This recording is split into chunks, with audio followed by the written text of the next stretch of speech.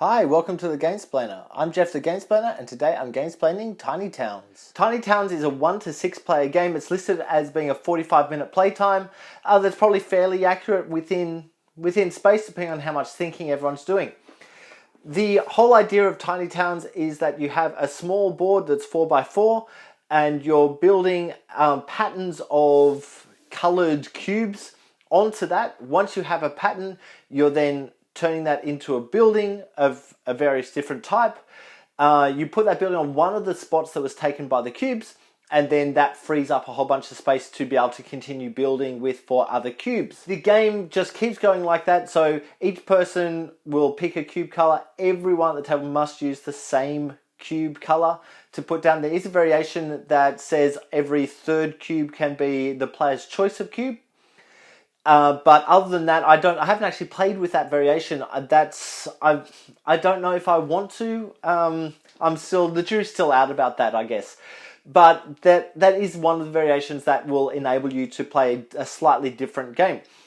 Everyone has one card which you're trying to build because that's going to give you some special ability that only you can do. But until that building is built, you don't have that special ability. So going after that card is something that could happen. There's also some sustainable variability with most of the cards that are out. There are 1 in 4 versions of each card or each building type. So the game won't be the same because you'll have different combinations happening each time. So some things really need other things to build to help you out with this. Others of them are just going to enable you to get rid of cubes that you don't actually want. Because that's the whole thing, is if someone calls a cube that you can't use, you still have to put it on your board. It's a frustration, but it's a good frustration because that's kind of the game, I guess. And it's finding a way to manipulate what you're putting down and put down stuff in spots that aren't going to matter at the moment because you're desperately trying to get this color. There's a nice to and fro on this game. The one drawback that I fear is on this game is that once your board is full, so you've got a cube on every square, or you've got a building on every square, it doesn't matter which, as you can't build anymore. Once you're at that point, you have to step out of the game. Your town is done. At that point, everyone else will continue playing. So your downtime at the end of this game is not necessarily a great thing. Like, I understand what's the need for it within the context of this game, but within the context of all gaming, there's very few games where you'll get to near the end and suddenly players start having to sit out and wait for everyone else to finish. And that's one of the whole things with Euro gaming, is that everyone is playing all the way through. This game breaks that down a little bit. Now, I haven't minded that when there's been only a few turns. I had a game last night. It felt like forever. We were sitting there waiting for the last players to finish their game. That may have been they were just building really, really well and we were building really, really poorly, but it felt like forever. It may have only been 5 minutes. It may have only been 10 minutes, but it still had that feeling to it.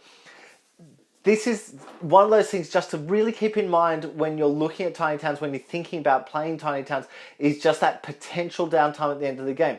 Obviously, if you're the player who's kind of pushing through to the end and still playing, you don't mind it as much. But everyone else sitting there's just kind of ho-hum waiting for you to finish, twiddling their thumbs. Other than that one downside, I actually think this is quite a good game. I've quite enjoyed my experience with it. You do need to have very much a spatial thing going on your board, and I found that within playing this game that the colors of cubes that are chosen, by the time it gets back to me and I'm kind of looking at, because I've set up a few different building types that can be built, but then I've forgotten what's partway through, and just being able to keep your mind on what you're actually doing is a really important part of this game. Being able to hold, okay, I'm doing that. Okay, that's what I'm going to keep doing.